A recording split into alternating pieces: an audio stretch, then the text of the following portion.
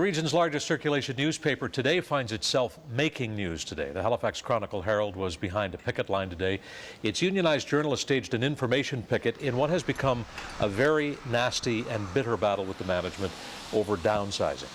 The Halifax Typographical Union accuses the newspaper of eliminating 24 union members while the ranks of the management are untouched in cutbacks. A number of the newspaper's best-known writers have now opted for buyouts, including popular columnist Peter Duffy, who's also the president of the union at the paper. He broke the news in his column on the weekend, and Peter Duffy is here with us here tonight. It's good to see you. Stephen, thank you for having me. Peter, you're in an unusual spot here because as president of the union, you're leading this battle against your paper, and at the same time, you yourself have decided to leave the battle and take a buyout. How do you explain that? Steve, the situation had become so bad at the paper that I had to look at myself, look inwards and decide if my soul isn't here anymore because of the atmosphere and what was happening, not just now, but for a while now, that I need to be away. But I guess I need to know, are you fighting or are you quitting? I'm fighting. I'm here till March 19th at the paper. That's my last day, and I've told the union, every member, you have 110% of me until that time. In your column in the paper on the weekend, you said to be honest, some fairly generous things about the Herald. You said it's been generous to you. It has. Over your career. And now as union president, you're also accusing the paper of unfair labor practices. There seems to be either a contradiction or a real change at the Herald. Which is it? Steve, it's a change. I have benefited over 28 years from the Herald. A lot of us have. It has nurtured us. It has given us a livelihood. It has let us practice our craft. However, changing times, changing personalities, changing ways of doing business, and the changing business itself have all conspired to bring me to a place that I'm no longer comfortable in. What do you see as unfair about what the Herald is doing? It's trying to survive. It's trying to survive, and we have said we understand. We're not immune. We write about survival every day in economic stories. We have said to management from the very start, show us just how bad it is.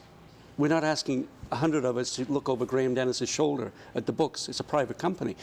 We have made a suggestion, though we thought reasonable, that an accountant of our choosing and one of their choosing under a confidentiality agreement look at the books, and our man comes back and says, Peter, union members, they're not kidding. It seems as though you don't trust the management of the paper. Steve, sadly, I hate to say this about the paper I care about, but there are 10 years of unfortunate mistrust and distrust between union and management. We have come to the brink several times only to be told, well, actually, no, we perhaps exaggerated how bad things are here, and we can do a new contract for you. There's a lot of inheritance of that. One of your key issues now is that it's only union members who are being let go. That is so key.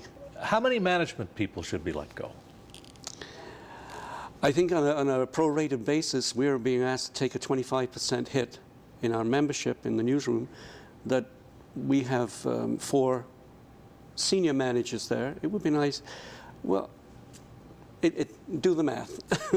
Quid pro quo. So what would be your theory as to why the management of the newspaper isn't willing to thin the management ranks?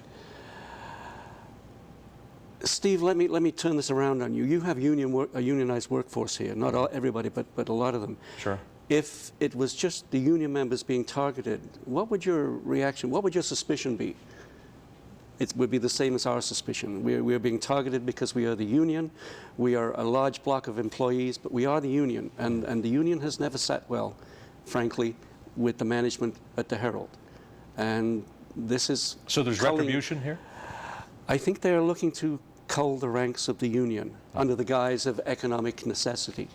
You acknowledge that the future of the Chronicle Herald is at stake here. And as things stand now, I wonder, what do you see as the future of the Chronicle Herald? Without Peter Duffy, without Greg Guy, without Joel Jacobson and all those, without some of the fine young reporters on the paper. Steve, I didn't invest 28 years of my life in this place, longer than anywhere else in my 42 years journalism, to wish it bad, to wish it ill, to see it, to wish it collapse after I leave. That would be the worst legacy that a person could leave to a place he cares about. I hope it continues. I'm sure it will continue in some form. It will find new Peter Duffys, new Joel Jacobsons. It will. It won't be me, it won't be Joel, but it will survive. It has to survive. It is vital to Nova Scotia, this newspaper. Before I let you go, what was it like for you when you stood up and told your colleagues, on the one hand, we have to fight, but on the other hand, I'm going to take a package and go? Which was yesterday's, I Which understand. was Saturday. Yeah, it seems like yesterday. Steve, that was a really hard, that part was really hard on my overall decision. I thought they would throw chairs at me, quite frankly, at that union meeting as I stood up in front of them and final business, I'm leaving. And I started to flinch, ready for the chairs, and what I got was hugs. What about your readers? There are some people watching now, they read you every time you're in the papers, 3 or 4 times a week. That's maybe right. They're feeling maybe a little let down by this decision too. Yes, but you know, for everyone that feels let down, 10 say, good luck to you, Duffy. The best of luck, you're doing the right thing. And I have 200 plus emails that I haven't got to yet. If through your program, can I say, I will get to them. I will get to them, I promise you. Be patient with me. Yeah. It's good to talk to you, and it's regrettable that we'd chat under these circumstances. Indeed it is, Steve. And we wish you and your colleagues well. Thank you so much. Peter Duffy, the columnist of the Halifax Herald, also the president of the union there. We're going to take a break. Health and medical news in a few minutes, but next on the road to Vancouver.